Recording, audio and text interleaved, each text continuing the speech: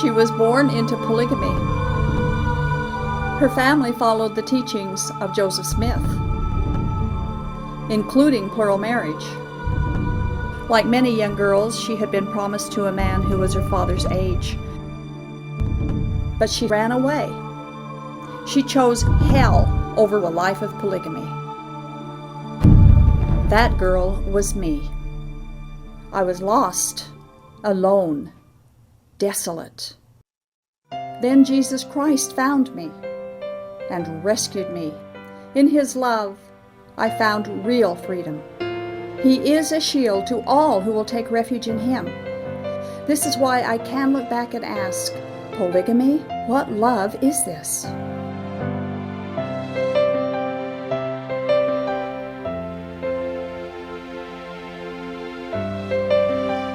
Welcome to Polygamy, What Love Is This? I'm Doris Hanson, and of course with our co-host, former Mormon Bishop Earl Erskine, we're here to continue to bring you information that will help you compare biblical Christianity with Joseph Smith's Mormonism. So thanks for being here, Earl. My pleasure. Happy to be here. As we discuss more about interesting stuff. This religious polygamy that Joseph Smith brought to our culture. Yeah. This week we want to present some interesting information about the All Red Polygamy Group and hopefully inspire our polygamous viewers to check things out, to discover if what you've been told is true, because God expects each of us to verify what we believe and why, and we want to help you do that.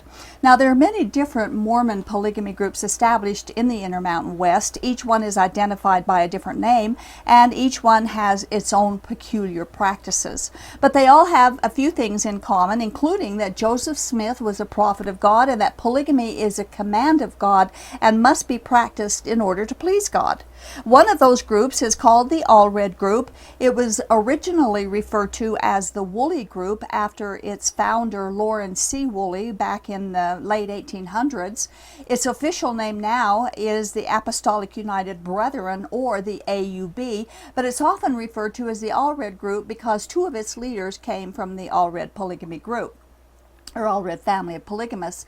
Now, the AUB has a temple in Ozumba, Mexico, and a special endowment house where their headquarters are located in Bluffdale, Utah.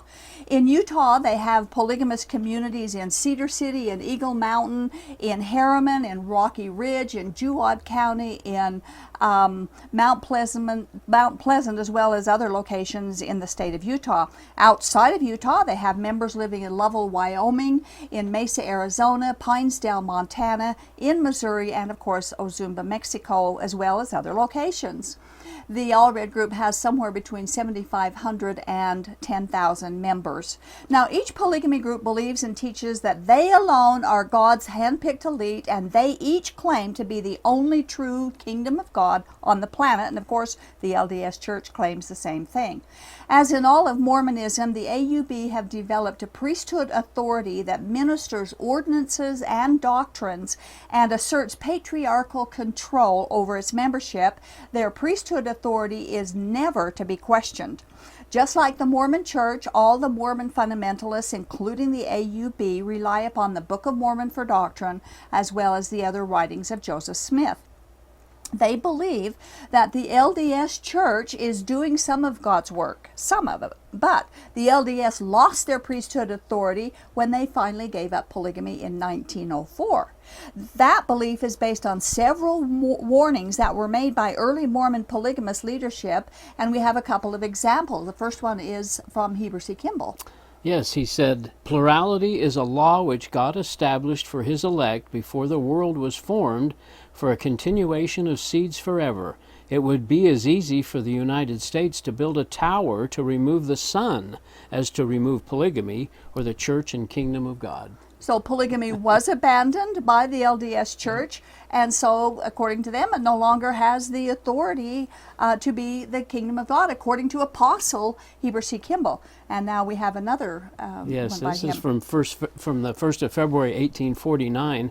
First Counselor Heber C. Kimball tells a Sunday school meeting that plural marriage would end, he said, when the church had gone to the devil or the priesthood taken from this people. Then God would give it to another people. So according to this apostle, Yeah, the Hebrew LDS symbol. church has gone to the devil because they gave up polygamy, and it was it given sounds to like. another people, and of course that other people would be the polygamy groups. And that's what all the polygamy groups believe, because that's what they were taught in early Mormonism.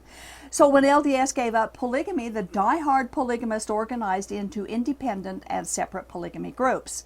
Now, they all believe that the authentic priesthood authority was passed down to their group from John Taylor, who through a vision covenanted that at least one child would be born every year under the new and everlasting covenant that they called plural marriage, and they were required to keep polygamy alive. Since that time, the AUB, along with the other polygamy groups, have been prodigiously faithful to bring forth children in polygamous families. The mushrooming result is obvious. But is polygamy a commandment from a loving God? And as we look at the plight of people in polygamy, especially the plural wives, we can't help but question how something that brings so much pain and confusion can come from a loving God. There are hundreds, literally hundreds of comments from ex-polygamists concerning the horrors of life in polygamy. One polygamous wife who left the AUB said that she struggled with being a woman in polygamy. She experienced insecurities, which included the necessity to compete for her husband's love. No one should have to do that. The woman's daily stress and depression got worse and not better, and so she was reprimanded by her mother and other people because she wasn't representing polygamy to be such a wonderful thing and great experience. You can read some of her story at the link on the screen. You can go to our website, Polygamy, What Love Is This, at our website and click show notes and click on the full link to get the full story about this.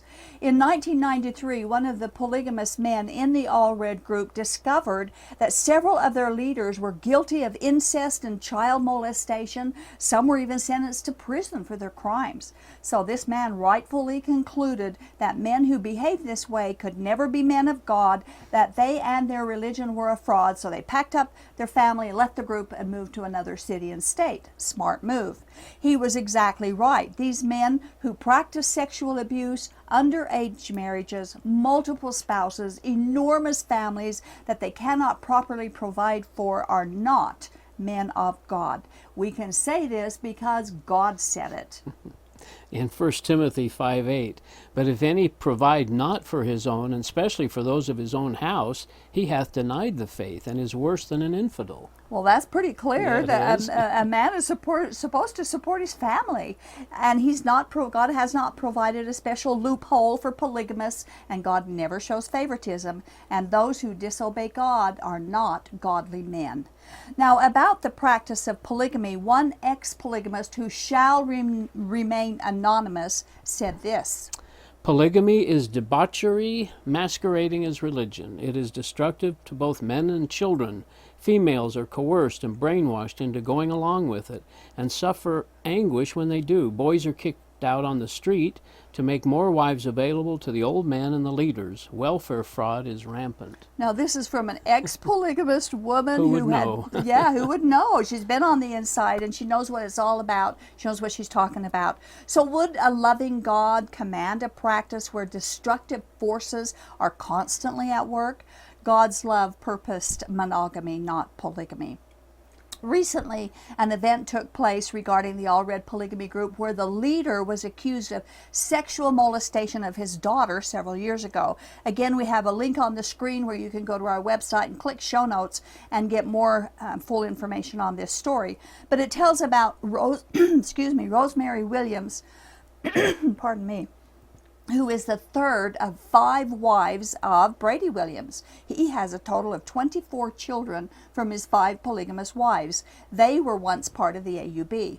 Now, Rosemary claims that she was molested more than 2 decades ago by her father, Lynn Thompson, who was recently taken the leadership role of the All Red Polygamy group.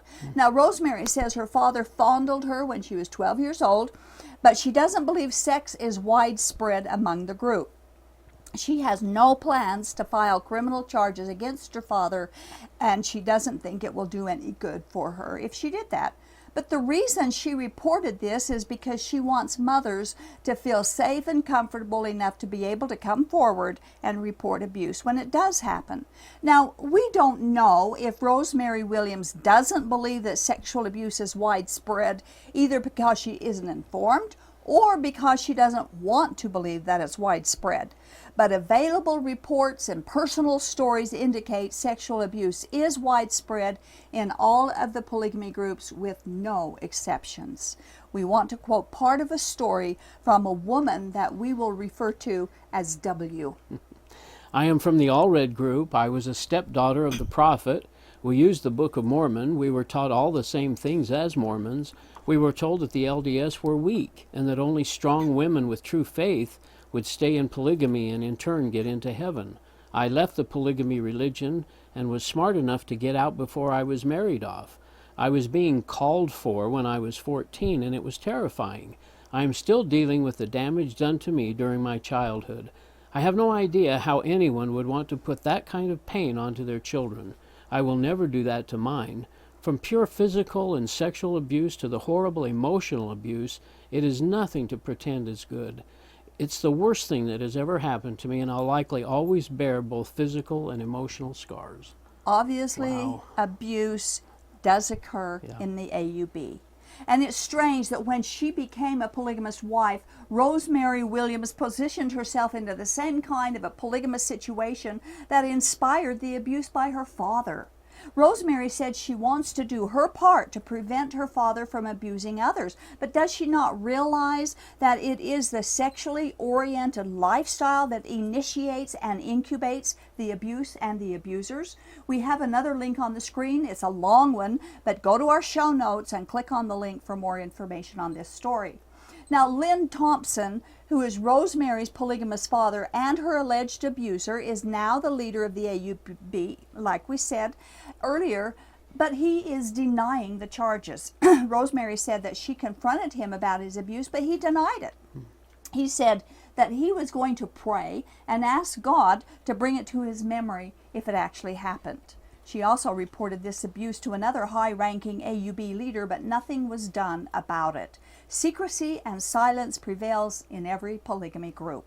The silence results in abuses that go unreported to outside authorities, and often even authority inside the group will not be privy to the abuse that's going on inside their own homes. If you or someone you know is being abused and you've been threatened to keep silent for whatever reason, you really need to call someone outside of your religious environment and tell them what's going on so that they can come to your rescue. Members are taught from the cradle that the leader is God's mouthpiece. They believe he is to be obeyed, revered, and respected as such. According to their indoctrination, the leader is God's choice. He is considered a righteous man. He cannot do wrong or lead anyone astray. Often children who are raised in abuse don't even recognize that they are being abused or that it's illegal. It's something they know doesn't feel right, but then they all believe that God asks us to do things that don't feel right. For example, the practice of polygamy doesn't feel right, but they're required to do it. But contradictions like this are a huge part of their faith. Back to Lynn Thompson, whose daughter, Rosemary Williams, accused him of molesting her since he's now the leader. Could he have done something like that and still be chosen by God? Now, in Mormonism, when a person is called into an office of leadership, they insist it's a call from God and that it cannot be rejected at the risk of dire consequences. As a result, a leader is shown special respect and reverence by the members because, after all, God called him. Now, most of us believe that God doesn't make mistakes. We know God knows the future and that he remembers everything we've done in the past. Mormonism claims that when God calls someone, that person is worthy, holy, righteous, and that he will not go astray or lead anyone else astray. And if a man is worthy, it indicates he's been a good, honorable man of integrity, and that his continuous works of righteousness are what makes him worthy. Now, when I say Mormonism, of course, includes all the Mormon polygamy groups and the method by which many of them appoint leadership. Keep this in mind as we share some very interesting information sent to me from a member of the AUB concerning the Pinesdale polygamous community in Montana. The Montana people are fighting for leadership. There are so many things going on with the group. People leaving, many angry that Lynn Thompson, who was the named leader by Lemoyne on his deathbed, was accused of molesting his daughters when they were younger. He won't answer the allegations because when he prayed about it, the Lord told him he didn't need to. So when the leaders interview members now, if they say they don't support him or if they're not sure, they won't give him a recommend or they remove them from their calling. It's sad that any group will put aside their integrity for the safety of their children, just so the leadership will face no challenges. In 1887, a remark was made by an English lord about the corruption of power over people, and the quote goes like this: Power tends to corrupt, and absolute power corrupts absolutely. There is no worse heresy than that the office sanctifies the holder of it. And how accurately this has proven to be true over and over again in patriarchal Mormonism and Mormon polygamy groups. A good example is Warren Jeffs and his absolute power and corrupted leadership over the FLDS. And all this corrupted priesthood power is done in the name of God, which even makes it worse. But according to Jesus, no person is greater than another person. Jesus taught that true leaders are servants, not dictators. Godly leaders will serve and protect others, not lord it over them. In fact, Jesus called the holier-than-thou, self-sanctified, self-righteous religious leaders hypocrites, vipers, and filled with dead men's bones. The leader of the AUB polygamous community in Pinesdale, Montana, is Marvin Jessup. In a meeting on February 28th of this year, 2015, in light of numerous child sexual abuse allegations and other crimes, Marvin Jessup spoke to the people, and we quote part of what he said. Now, you will probably be shocked at some of what he said. In fact, we all should be shocked because what he said is very bad, and his grammar is atrocious, but listen to what he said. I'd like to address the people for a moment. Yesterday, a young man brought a paper to me made in the University of Oklahoma, and he said through the studies of this college that those who are sexually abusive to their brothers and sisters is not a problem. The courts have built it into a tremendous problem. This man said, I have one son that's in jail serving a sentence because the state of Montana doesn't look at it as easily as the state of Oklahoma. So he has one of his sons in jail. The paper says that's mistreatment. If you abused your sister or your brother before your marriage age, let's see how it says it. They get over it. It doesn't really affect their later lives. Now, I don't know if you folks believe that it doesn't affect their later lives or not, but that's what the paper said in the research from this university. But 2 or 3% of the people, it might have some effect, but other than that, it's such a natural thing, this boys will be boys type doctrine, that we need not worry about it, says the University of Oklahoma. So maybe we're barking up the wrong tree when we say we've got to guard our children against this molestation thing. Isn't that horrible? It is. Again, the link on the screen, you can go to that, click show notes, and you can get the full the speech that he said.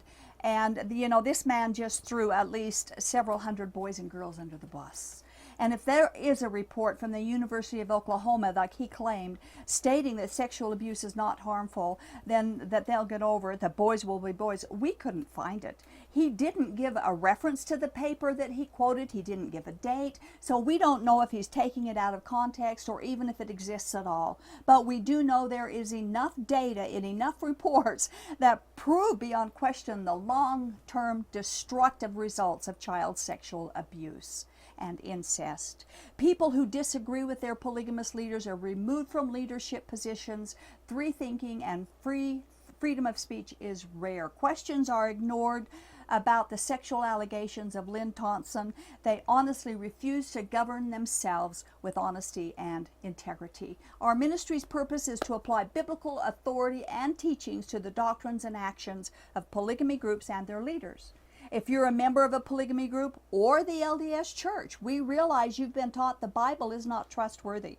But we hope, as we apply biblical standards to the practice of these leaders, that you will agree that the Bible makes sense, at least when applied to bad behavior. Let's compare the criteria God gave on how to choose leaders of His church with how leaders your church are chosen. Found in 1 Timothy chapter 3, now the overseer must be above reproach, the husband of but one wife, temperate, self-controlled, respectable, hospitable, able to teach, not given to drunkenness, not violent but gentle, not quarrelsome, not a lover of money. Now, it's interesting to go through that and circle all these words, and we different don't have time to attributes, do all yeah. that. But look at above reproach. Now, that doesn't mean that he gets by with something, but that he does nothing to hide.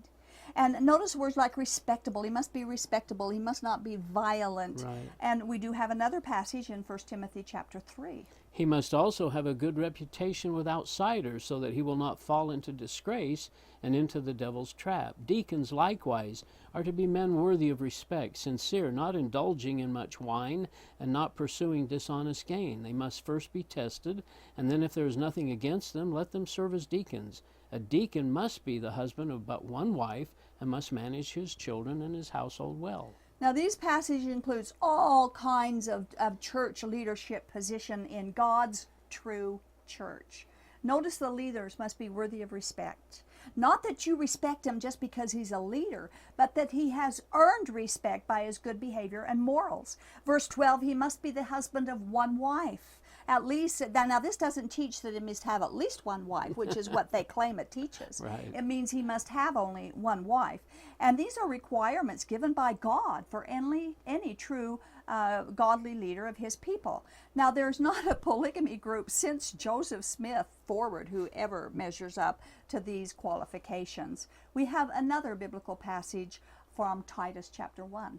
An elder must be blameless, the husband of but one wife, a man whose children believe and are not open to the charge of being wild and disobedient. Since an overseer is entrusted with God's work, he must be blameless, not overbearing, not quick-tempered, not given to drunkenness, not violent, not pursuing dishonest gain. Rather, he must be hospitable, one who loves what is good, who is self-controlled, upright, holy, and disciplined. Wow, there's a lot of things to live up to there. Again, let's point out some specific descriptive words that God uses here. Blameless, he must be blameless. There can be no blame attached to this leader. Not that he is immune from blame like Lim Thompson seems to be, but there is nothing that can be brought against him at all.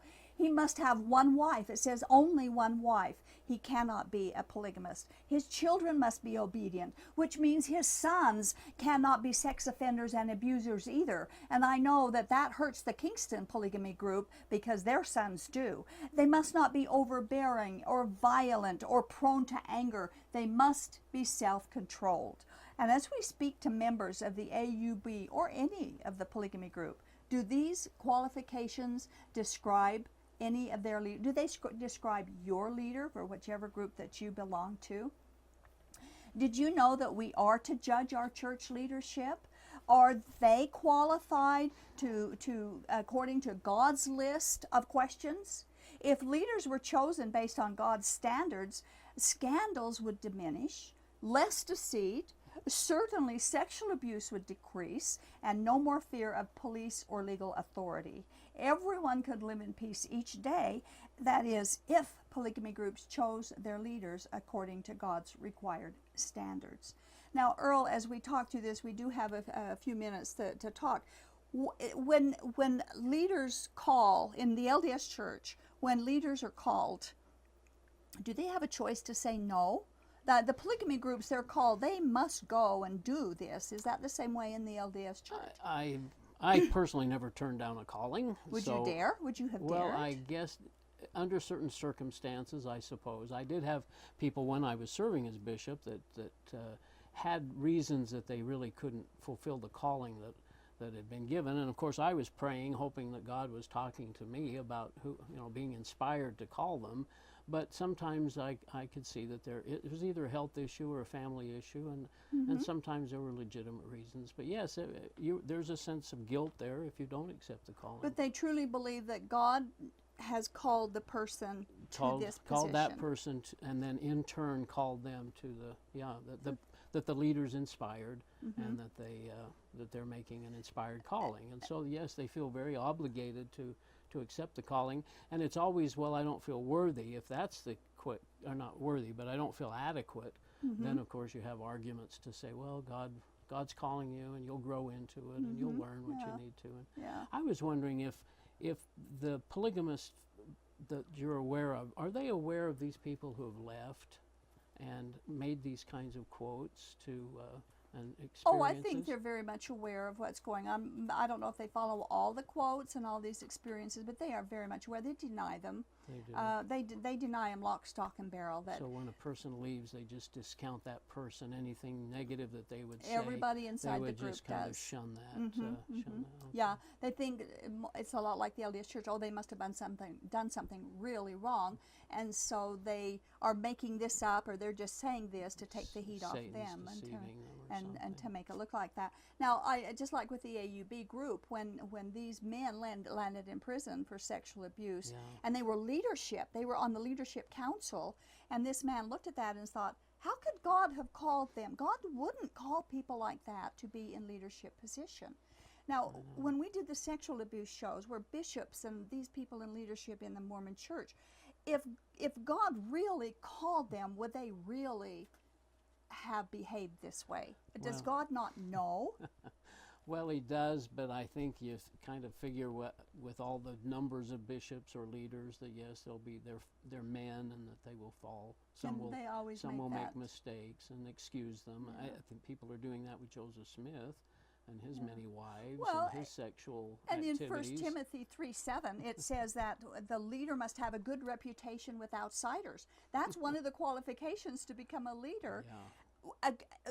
Based on that requirement, Joseph Smith, he didn't have a good reputation No. with outsiders. No. Brigham Young didn't. No, Heber that's C. true. I mean, how would that work in today's callings for leadership? Do they have a good reputation with people on the That outside? would be a criteria, wouldn't it, to measure up to, and I think the leaders now may have more than Joseph Smith did, because he certainly didn't have a very good reputation with outsiders. No, he didn't. In fact, he made that speech that nobody has ever left me yet. Even Jesus Christ didn't have as many people, or had people leave him, but no one has Stay with left him. me. But when the rumors of polygamy first started, many, many, many people left him. Yeah. He doesn't say that, but that's exactly what happened. Yeah, and I think I think there were things that happened, and as a member, an active member before, I just excused that as people falling away, couldn't keep the commandments, weren't doing it. So Okay, well, thank you. Thank you betcha. very much. You know, Jesus did not come to be served by a membership of some exclusive group. Jesus came to serve, and those who follow him must also be servants, not lording it over from others from a pedestal. Do your leaders exemplify servant leadership, or are they placed up on the unreachable pedestal? Jesus told us to judge them with the right judgment, and a right judgment is a biblical one. See you next time on Polygamy, What Love Is This?